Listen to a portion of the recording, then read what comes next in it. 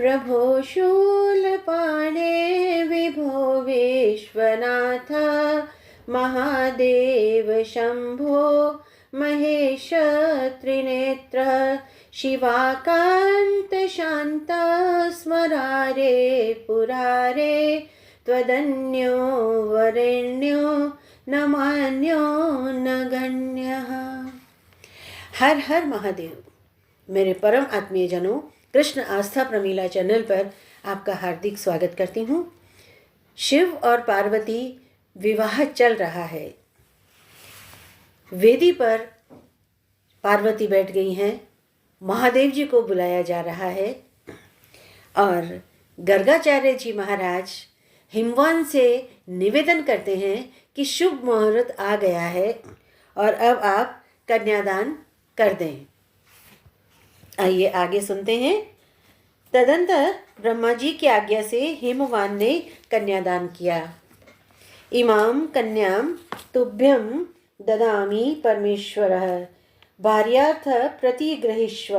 हे परमेश्वर, मैं अपनी यह कन्या आपको धर्मपत्नी बनाने के लिए अर्पित करता हूँ, कृपया स्वीकार करें।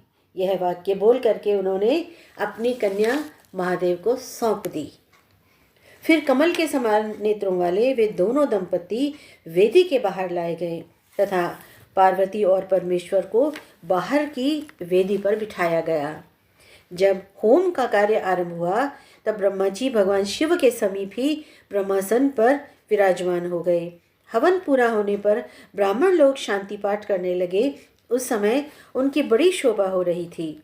उच्च स्वर में बोले जाने वाले वेद मंत्रों की ध्वनि से वहां की संपूर्ण दिशाएं गूंज रही थी। तत्पश्चात देवंगनाओं ने महादेव जी की आरती उतारी तथा ऋषि पत्नियों ने उनका पूजन किया।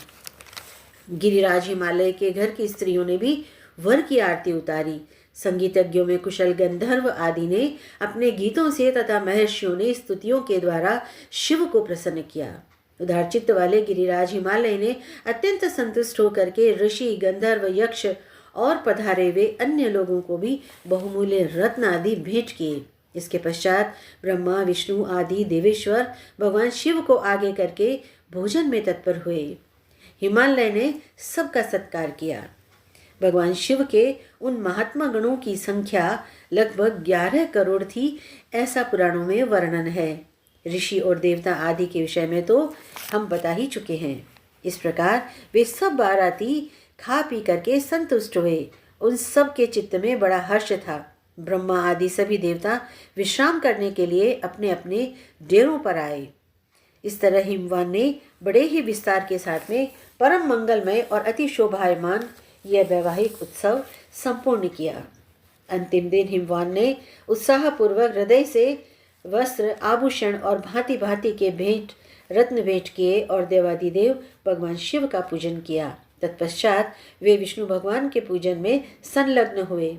सुंदर सुंदर वस्त्रों और आभूषणों के द्वारा उन्होंने लक्ष्मी सहित विष्णु का पूजन किया। इस प्रकार ब्रह्मा जी की बृहस्पति और इंद्राणी सहित इंद्र तथा अन्य लोकपालों की भी पृथक पृथक पूजा की। तदंतर वस्त्राभूषणों तथा नाना प्रकार के रत्नों से भूत, प्रमथ, गुह्यक गणों सहित चंडी देवी का भी पूजन किया। इनके अतिरिक्त जो भी वहां पर पधारे थे उन सब का हिमवान ने यथावत सत्कार किया। इस प्रकार उस समय हिमवान के द्वारा सब देवता, ऋषि, यक्ष, गंधर्व, किन्नर, सिद्ध, चारण, मनुष्य तथा अप्सरा आदि सबका भली भांति सत्कार किया गया। इसके बाद विष्णु ने भी उन सभी पर्वतों का सत्कार किया। सायाचल, विंध्याचल, मैनाक, गंधमान, माल्यवान, मलय, महेंद्र, मलयाचल तथा मेरु, इन सब का श्री हरि ने पूजन किया। श्वेतकूट, श्वेतगिरी, नीलगिरी, उदयगिरी, श्रृंगाचल, अस्ताचल, मानसाचल, कैलाश तथा लोकालोक पर्वत का पूजन ब्रह्मा जी ने किया। इस प्रकार सभी श्रेष्ठ पर्वतों की भी पूजा की गई। साथ ही संपूर्ण पर्वतवासियों का भी पूजन किया गया। भगवान विष्णु ने ब्रह्मा जी के साथ सबके स्वागत का कार्य समुचित रूप से किया। दूसरे दिन बारात लौटी। हिमालय ने अपने बंधुओं तथा गंधमादन पर्वत पर वर का अनुगमन किया। शिव और पार्वती दोनों महातेजस्वी दंपति हाथी पर आरूढ़ होकर के शोभा पा रहे थे। ब्रह्मा जी विमान और भगवान विष्णु गरुड़ पर विराजमान थे। इंद्र ऐरावत पर और कुबेर पुष्पक विमान पर विराज रहे थे। पाशधारी वरुण मगर पर तथा यमराज भैंसे पर सवार थे। नैऋत्य प्रेत पर और अग्निदेव बकरे पर चढ़े हुए थे। वायुदेव मृग पर तथा ईशान वृषभ पर आरूढ़ थे। इस प्रकार वे सब लोकपाल और ग्रह अपनी अपनी सेनाओं के साथ में वर को घेरे हुए चल रहे थे।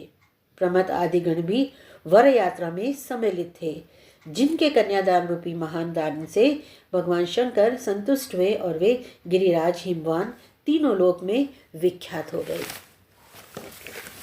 शिव विवाह की अनेकानेक मंगल कामनाएं आप सभी को। मिलते हैं अगले वीडियो में। तब तक के लिए आप सभी को हर हर महादेव।